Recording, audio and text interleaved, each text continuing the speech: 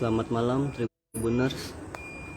Kembali bersama saya ABS yang kali ini melaporkan dari Kampung Buaran, Desa Lambang Sari, Kecamatan Tambun Selatan, Kabupaten Bekasi, di mana saat ini yang sedang saya perlihatkan adalah kamar terduga pelaku mutilasi berinisial MEL yang diamankan kepolisian pada hari Kamis tanggal 30 Desember 2022 lalu.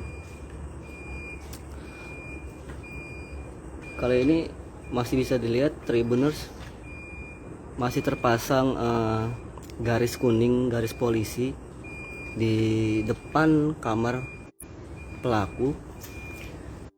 Dan bisa diinformasikan juga bahwa tadi siang unit Resmob dari Polda Metro Jaya kembali ke lokasi untuk mengambil barang bukti lain yang belum tuntas dibawa, yaitu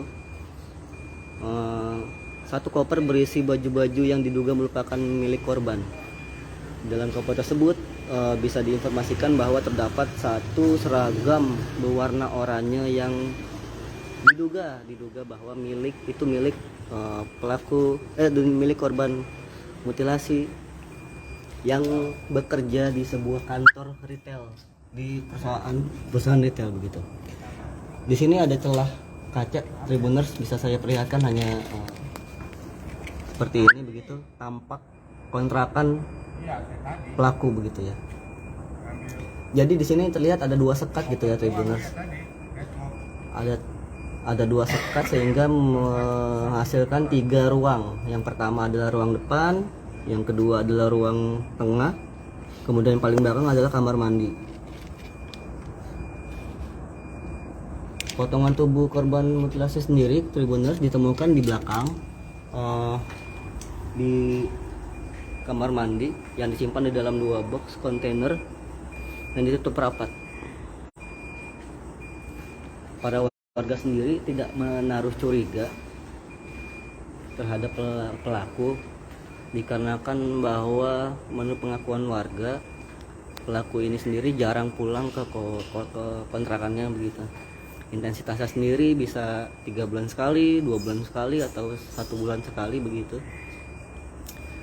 Untuk pekerjaannya sendiri, kepada pemilik kontrakan berinisial AS, pelaku mengaku sebagai seorang kontraktor di perusahaan developer kecil yang mengerjakan perumahan di sekitar Tambun Selatan.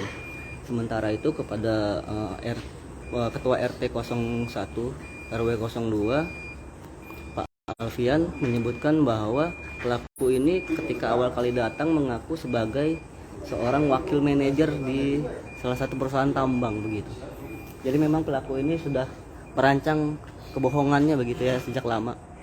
Karena laporan pengakuannya sendiri dikatakannya pada Juni 2021 begitu, Tribuners. Pelaku sendiri juga telah mengontrak di sini selama lebih dari setahun. Hingga kemudian pada Agustus 2022 pelaku ini mulai menunggak biaya sewa kontrakan, sehingga pemilik kontrakan pada Agustus lalu menempel secari kertas di depan pintu. Nah, ini bekas bisa saya tunjukkan, ini bekas kertasnya begitu yang udah dicabut oleh pihak kepolisian. Dari situ pula, dari secari kertas itu, polisi mendapat petunjuk mengenai keberadaan pelaku yang awalnya diberitakan bahwa dia ini adalah orang hilang begitu ya, yang dicari oleh istrinya, yang membuat laporan di Mapolsek Bantar Gebang. Belakangan diketahui bahwa pelaku orang hilang tersebut merupakan MEL, yang fakta yang ditemukan di lapangan adalah terdapat potongan tubuh wanita di dalam kontrakan yang disewanya begitu. Jadi memang kita belum bisa menginformasikan bahwa ML ini sebagai tersangka kasus mutilasi karena masih dilakukan pemeriksaan oleh petugas kepolisian Polda Metro Jaya.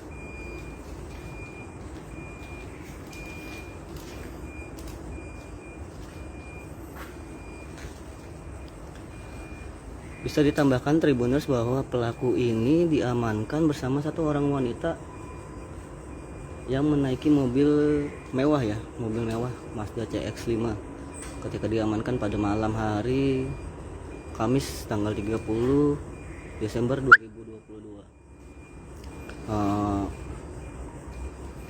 Wanita tersebut ternyata baru dikenal pelaku selama 2 hari dan tak mengetahui bahwa di dalam kontrakan yang disewa oleh ML terdapat potongan tubuh wanita yang diduga sudah dibunuh sejak 2 bulan lalu begitu Tribuners.